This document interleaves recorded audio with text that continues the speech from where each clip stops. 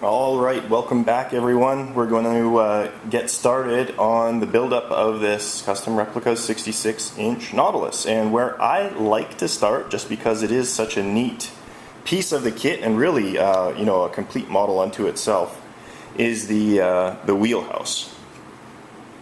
So what I've done so far with this is put the hatch on the front, and I've also worked out the breather apparatus and the sliding hatches. So I'm going to show you how I put this together.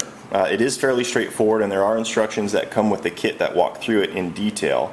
But we'll kind of start at the front and we'll work our way back. So all of the hatches are basically like three pieces. There's the main hatch piece, the hatch wheel, and then the mounting block or the spring that would have kept the hatch in place. And this is the bottom hatch, the ventral hatch. And again, you see the three parts. I've simply glued the hatch wheel on the top. There's the main hatch piece, and then there's the swiveling base for it. Now this is all white metal, and it is fairly flexible. So the way that it was designed, you can actually bend these arms out, and this has pins that fit into slots on the inside. Now typically when I get these and put these together, these require a little bit of cleanup with an X-Acto knife. You need to shave off the sprue from the inside there, and then what I also find is you need to bend these out, take a drill and just drill out these holes so that they will accept the pins nicely. Again, there's the seam runs right through it.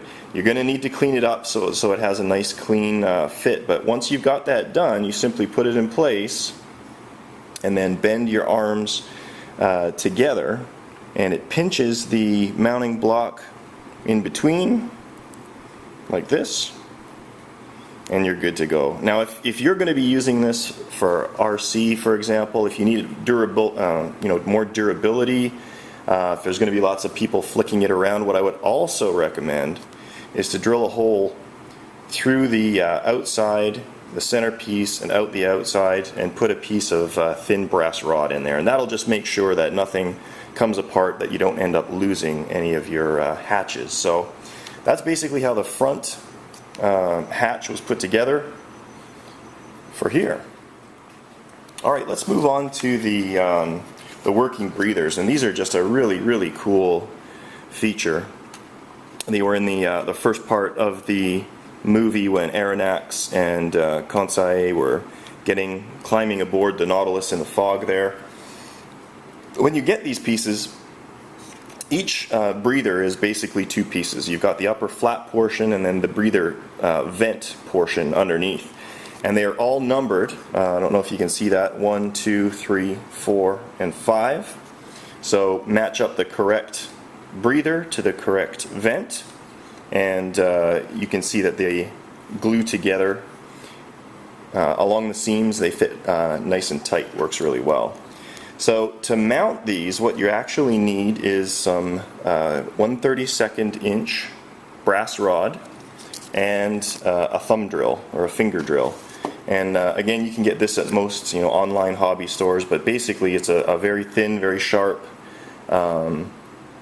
drill bit, and you just use your fingers to drill it in very carefully. And what you're going to be looking to do here is run your drill from this point through the outside bracket here and into the breather vent on each side, and then you run in your brass rod and put just a little drip of glue on either side. And once you do that with all 5 pieces, you're going to get each one sort of actuating independently, but they'll all be mounted and they will swivel like that. So going on the bottom, what you can see is each one has a bracket on the bottom, and Jim Key with Custom Replicas did an amazing job making it so that these all line up really well, and it was extremely well thought out. The kits do come with, I believe it's a PVC arm. I elected to make a very beefy one out of Sintra board, but you can use almost anything. You could use brass rod or whatever you wanted to, but you simply put that in place, tape down all of your gills so that they are all laying flush, and then drill in your holes, put in your pins, and you're good to go. All of them are going to be connected together, and the whole thing can be actuated simply by moving this bar back and forth, up and down, and you can see our gills working there. So let's move on to these retracting hatch. This is the main hatch of the Nautilus. What I needed to do, I added some thin styrene guides that'll go on the top to keep this sliding hatch in place. Now, you certainly don't need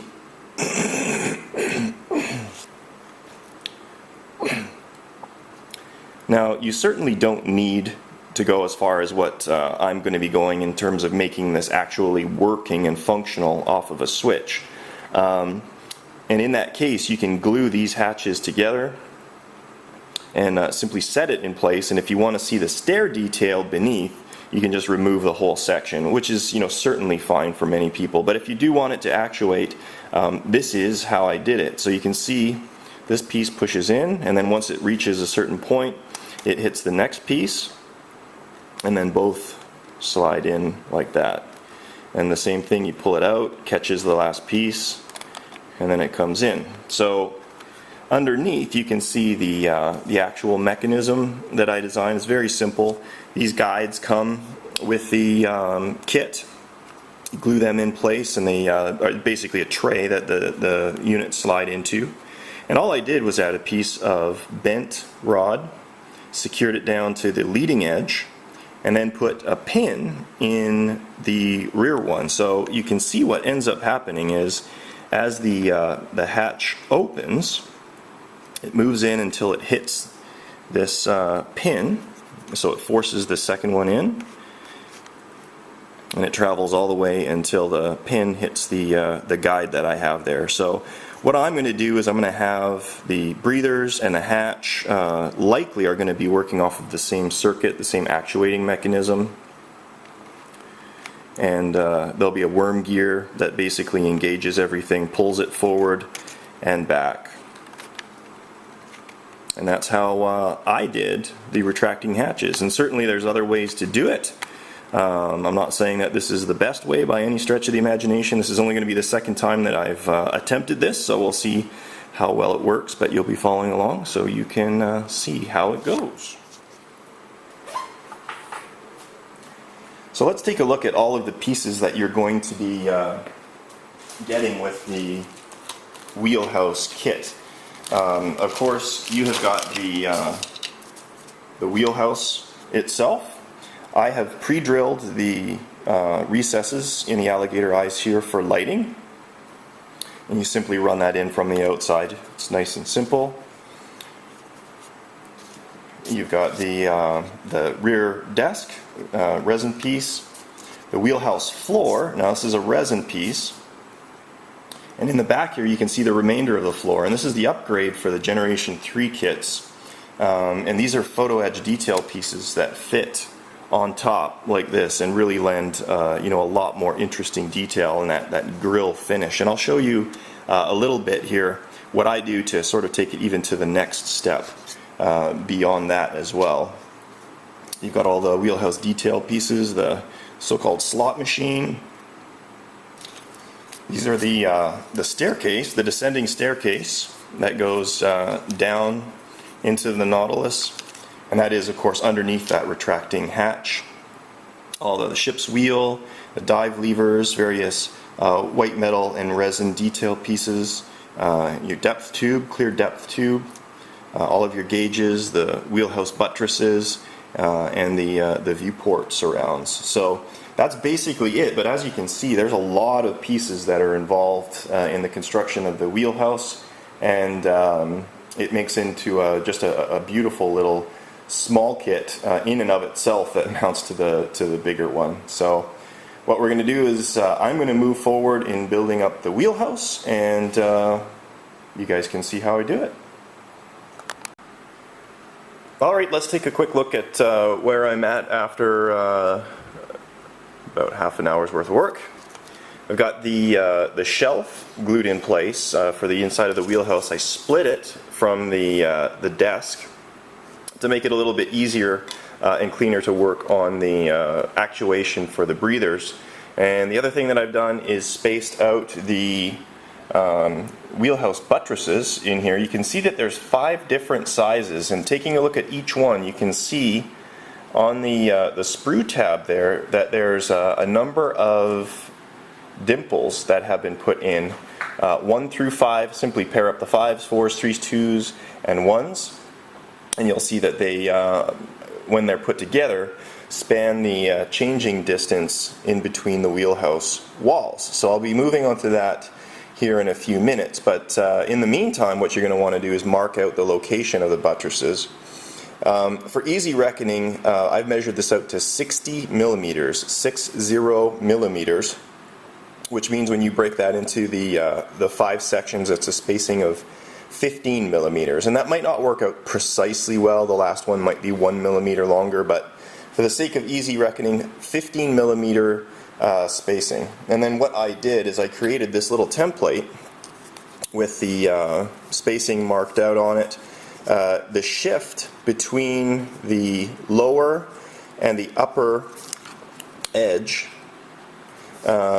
is only a few millimeters, but if you make yourself a little card like this, you can put it down and you can see all the lines match up.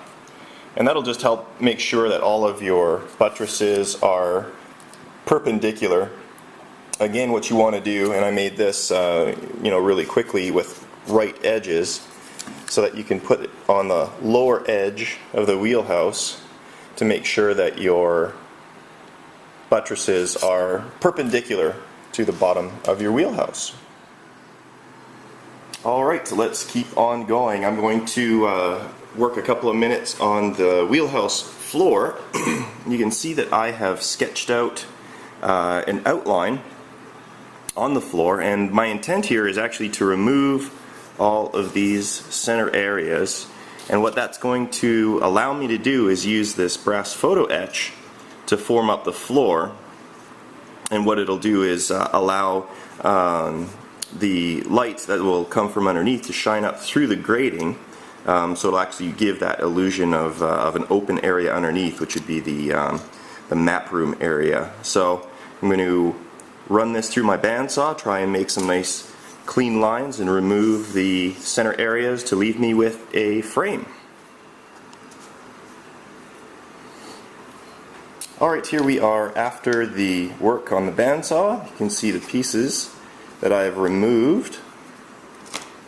Now what I'm going to do is use my files and Dremel to clean up these edges, but you can see it's a fairly stable frame section, and now the photo etch brass pieces will go on like that and allow us to see through the floor.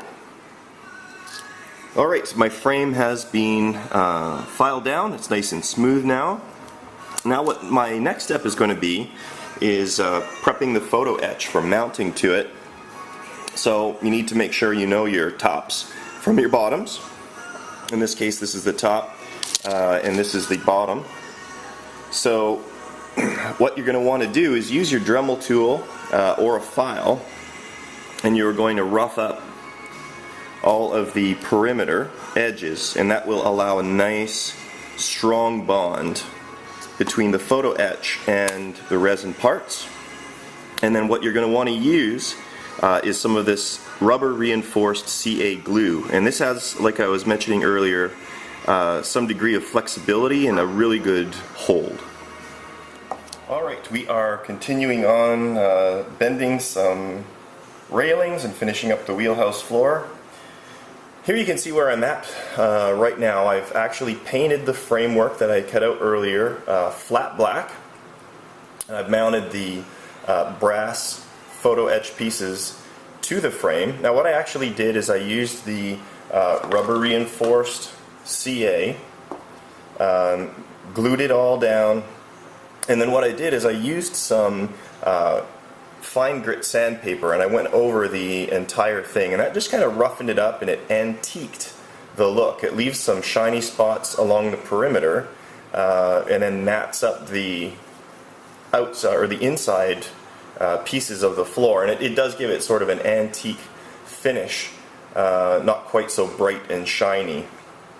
So what I've continued to work on is the brass railings for the spiral staircase, and what you can see is supplied with the kit is the bending tool, and basically you put your brass in the groove, bend it around. Now what this actually requires is a lot of playing around, because what you'll find is when you bend it, wrap it around, it'll spring back out.